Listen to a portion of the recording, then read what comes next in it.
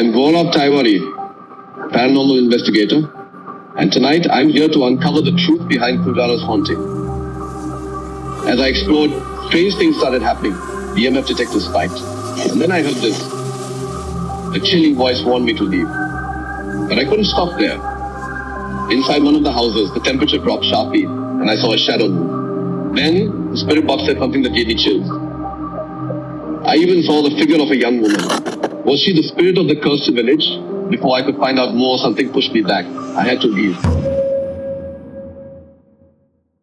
It was a silent night in August 1825, the night of Raksha Bandhan. 84 villages across Rajasthan went completely silent. By morning, over 5,000 people had vanished without a trace. No bodies, no trail, no record of where they went.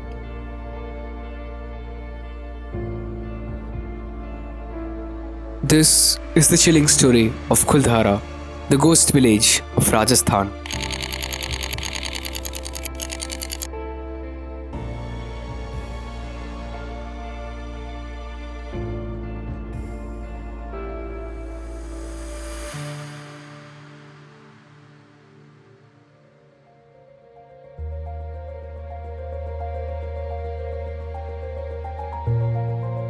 Kuldhara wasn't just a village, it was one of 84 settlements built by the Paliwal Brahmin community, a community that had solved one of the greatest problems in ancient world. How do you grow crops in the middle of the Thar desert? Well, they were the first ones to discover that beneath the layer of sand, they could find gypsum, which retains about 20% of the water. They built an intricate system of wells, step wells and irrigation systems which they could tap into and farm wheat, millets and other crops in a place where most people would struggle to survive at all. This knowledge took centuries to develop and it made them prosperous. When Kuldhara was first founded in 1291, every new family was welcomed with brick and coal.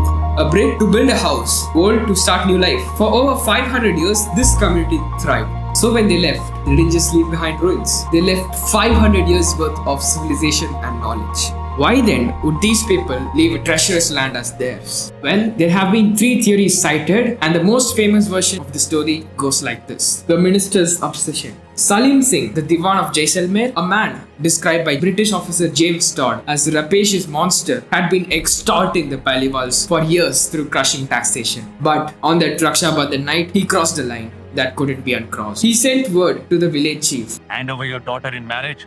You have 2 days.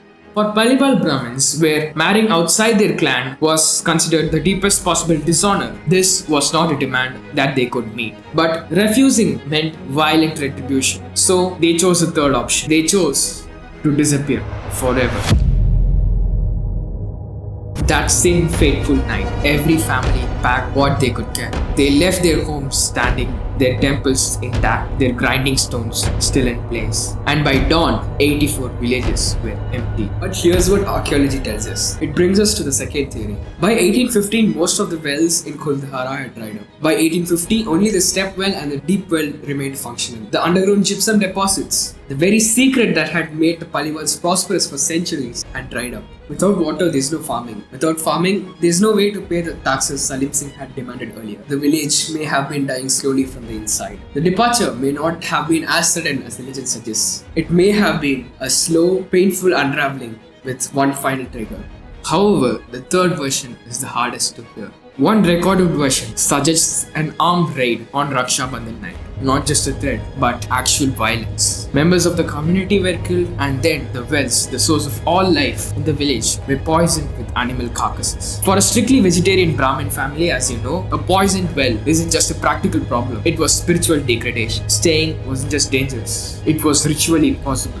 Well, the truth is maybe probably all 3. A tyrant making life unbearable, water gradually becoming scarce in the lands which they once owned, and the overnight violence which was inflicted upon them. The overnight quality of the departure is real. The exact trigger may never be known. Well, you may be asking me, why wasn't it uninhabitable after the Paliwal Brahmins left? Well, the answer lies here. Before they left, the Paliwal Brahmins are said to have cursed their land, that no one would ever live in Kuldhara again, that anyone who tried would suffer. And for 200 years, nobody has. The Archaeological Survey of India has declared Kuldhara a protected monument. Visitors have reported hearing voices, seeing shadows, finding unexplained marks on their vehicles. Well, this probably might be a case of mass hysteria, which causes paranoia. The Paranormal Society, based in New Delhi, spent a documented night inside the village. You can find their footage online, however, I will post the link in the description. But here's the thing about the curse that nobody talks about.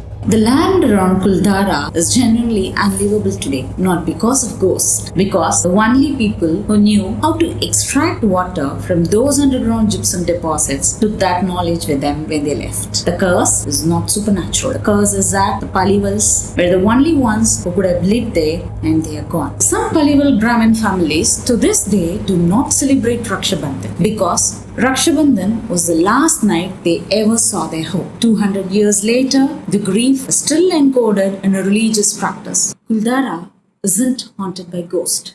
It's haunted by memory. Without water, there's no farming. Without farming, there's no water.